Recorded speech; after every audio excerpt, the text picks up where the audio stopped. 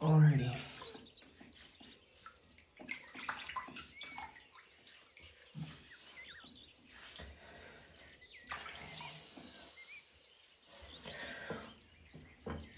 So last time we did the Shobudani edge. It didn't work out very well. By the way, we're doing La Toja. Like I was saying, this shape didn't go as planned. We shaved, but the itch just wasn't there. Kind of felt like a 6K-ish edge.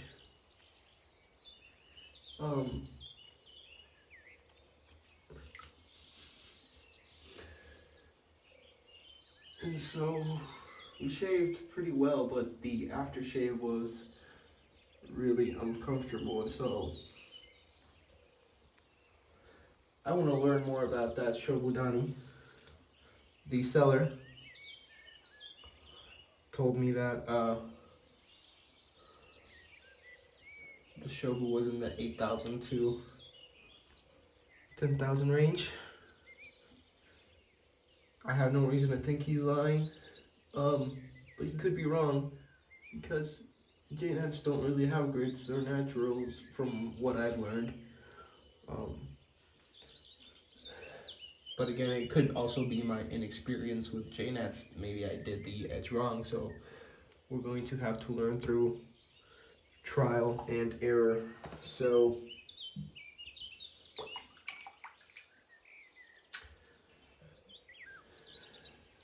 this is the Shobudani Koba.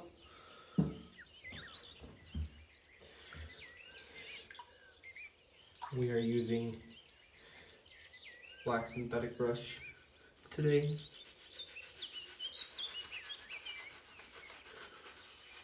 I should have gone, instead of La Toja, I should have gone with limoncello because it's creamier, and that's what I've been using mostly. Maybe the dryness of the soap could be a factor.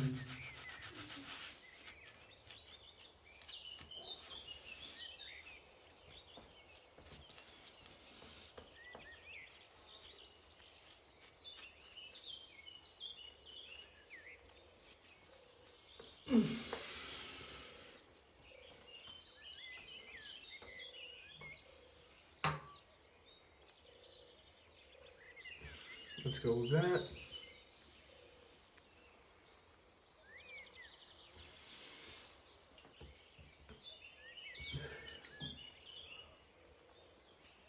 If the J-nut is not a finisher, I'm not sure how I would know that with my inexperience as of yet. So that's why we gotta do a bunch of experiments.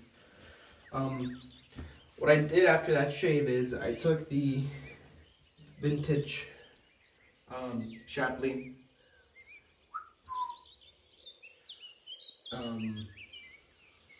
I went to the 5K again, honed it there in the 5K till I thought it was a 5K edge. And then I went to the Shobudani with no slurry, and I just had it hydrated, and I kept honing on it, honing on it, honing on it.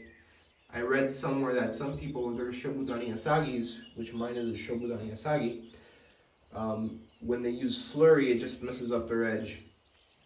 I read that online. I say, what the heck? In my mind, slurries make no sense as of yet. I'm looking for resources. People start saying, oh, this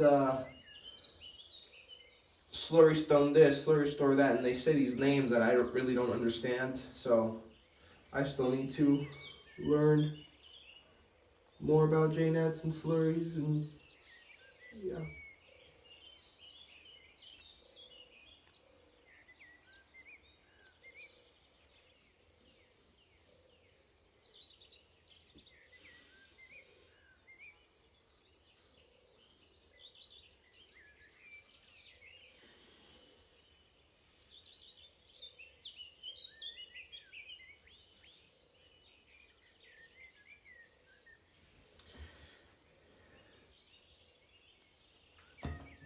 frick.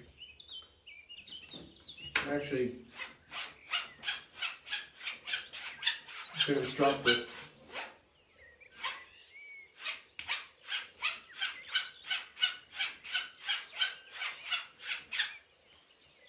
Beforehand.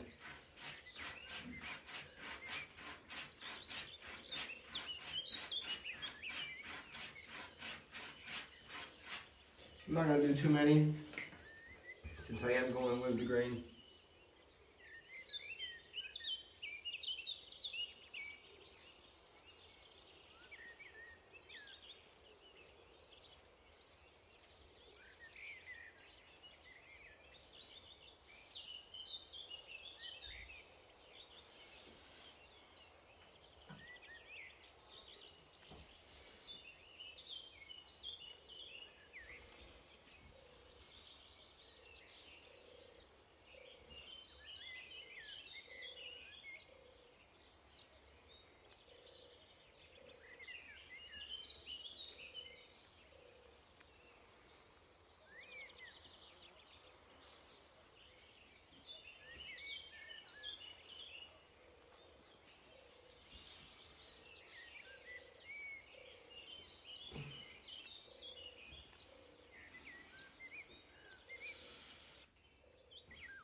Let's go with the neck first.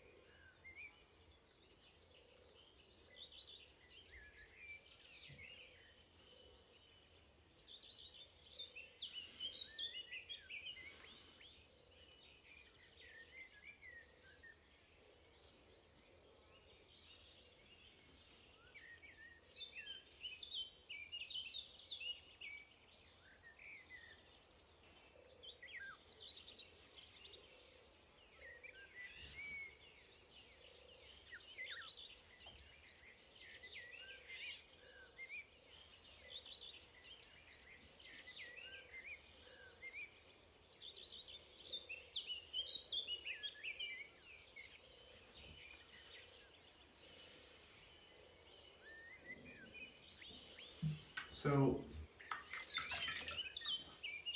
I'm gonna clean my face here.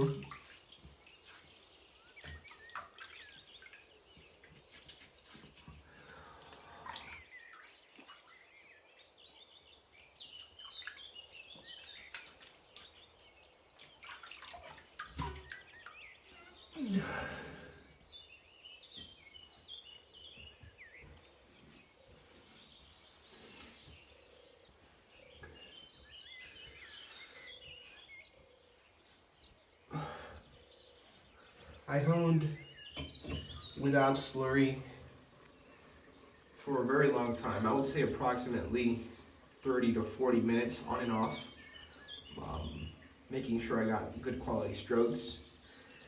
By the end of it,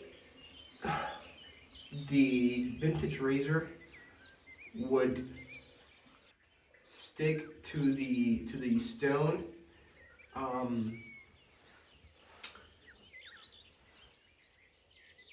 and it would vibrate. I tested it on my hair, on my arm hair, and I didn't like it, so I went back to the 5K, and then I did the same thing without slurry until I felt like it was gonna stick again. And when I felt some slight stickiness, I read online as well that that was bad for the edge, or like it would not add anything to it. So I stopped right there, and we used it right now. So we got to the point where it was about to stick. And now we're gonna use Aquavelva, Ice Blue, just to gauge how we did.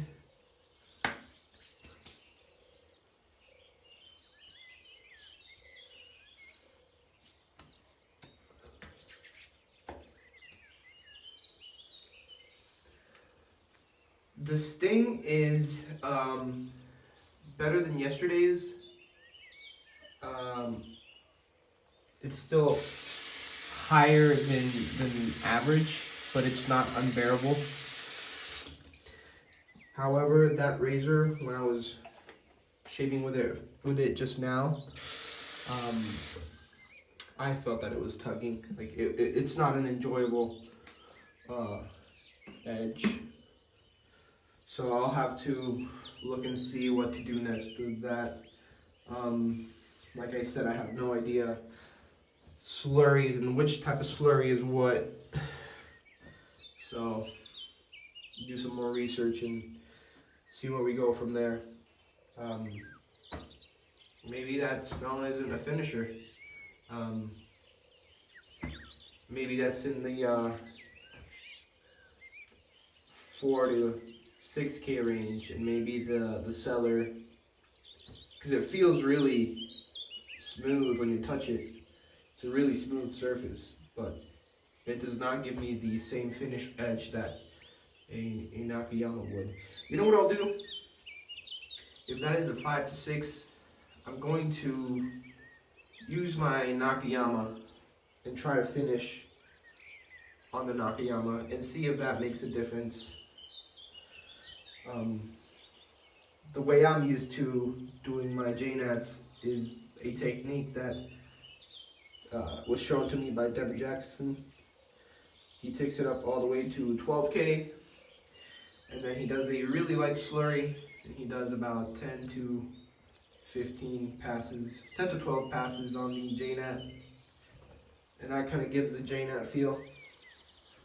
We're going to take this and use the Nakayama and try to finish on that. So